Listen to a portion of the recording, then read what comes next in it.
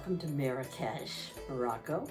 This is the next to the last day of my trip, and this is the first day we've actually had some free time. So I'm working on a video for you on riads, which is the primary house shape and orientation of most of the way that the Berbers and the Moroccans live, whether they're very poor or very rich. And I've had a wonderful experience of going into many of these homes, as well as staying in some very fancy hotels. So come with me and I'll show you about the riads, and then we'll see much more, because I've learned a lot about dates and olives and Berber rugs and tangine cooking and many other things. Our guide, Mohammed, and Mohammed is a Berber, or of the Amazigh tribe. The Berbers date back over 20,000 years and are the indigenous people of Morocco, and as well as sub-Sahara Africa and other areas. They have been invaded by the Arabs, by the Romans, and even the Italians, and most lately by the French. They don't like being called Berbers because to them it means that the French implied that they are barbarians, and so they preferred their tribal name. There were 8 people in our group, 2 couples and 4 single women. Normally there's 16, so we got a lot of extra attention, and it was a lovely group to be with. Riads were originally huge, large houses of the wealthy, and it was for their whole extended family.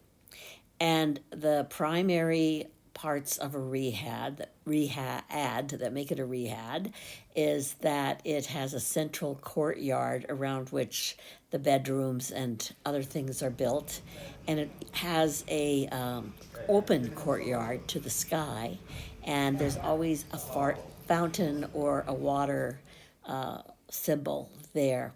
And the amazing thing is, as you're walking down the alleyways to get to the riads, it looks like it's a very poor and scary thing. And then you walk into these absolutely gorgeous, stunning places. The first thing you see after you get in is the door, and what's really interesting is the doors are made out of cedar, so they last forever. Many of these houses were originally built in the 13th century, and there's a door within the door, and there are knockers on both doors, so that if someone riding a camel or a horse, a stranger, came to the house, he would knock on the upper door, and the woman of the house would know she needed to cover her hair and her face. If it was a familiar person, then they knocked on the lower door and they were invited in. Also, when the weather got extremely hot, they could open both doors. When it was cold, they'd close both doors. And what was really interesting, I found in a door in an old house that we saw, that there was a little circle cut out for cats. They love cats, and they are everywhere outside. They're not particularly pets, but the people feed them. And as a result, there are very few rodents in the area. This door has a hand facing down, which represents the 5 tenets of Islam, and I'll explain that later. So here are steps. Many of these riads, because they have high ceilings, are 2 or 3 floors above to get to your bedroom, and there's no elevators, so sometimes some of the people counted the steps. Had 786 steps that they had to do. My guide was very kind to me and tried to put me down low as often as he could. But here's what some of the bedrooms look like that I stayed at. This is the one I'm in right now, which is very elegant, with a chandelier and beautiful work on the doors and paintings on the doors. And of course, I love the bathrooms with the copper sinks. Another aspect of a riad is they always have a room with couches, these long couches, usually taking up 2 walls. And everywhere we went, they had these, whether it was a very poor house or a brand new house. And this room is for visitors. It's also where they go and pray, or if they have festivals, they go in that room and celebrate. One of the great part of the OAT trips is that we get to go into the homes of a variety of people. And here we're visiting the home of what he calls the poor widow. She's in the city, and this is in it's like an underground tunnel basically, but it still has all the things that we expect to see in a riad. She's got couches on both sides, open to the well, I think they have a window. I don't think it's completely open. And this is all the room she has. She sleeps in here, she cooks, she does everything in this one room.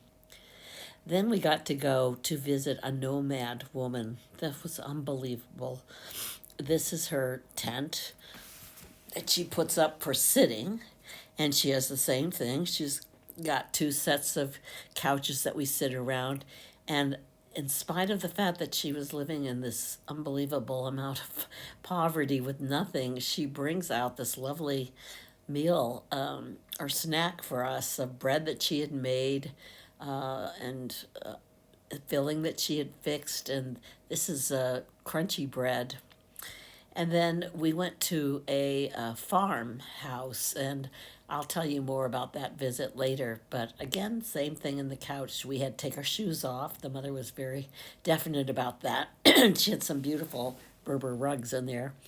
And again, we had learned about their home by sitting and eating in this room. They bring tables and just put them in front, and you sit on the couches, basically. Finally went to a middle class house for fabulous fun dinner with the family. And this is they have two rooms that look like this, and this is the more casual one where they eat as a family, and you can see the kids watch TV there. And we went to their house one evening for dinner, and Amina who was our hostess, was just unbelievable. So watch as she entertains us and gets us. She dressed us in costumes and then did dancing and was just wonderful. And her extended family, brothers and fathers and everything were there. And it was just such a fun evening. What is good?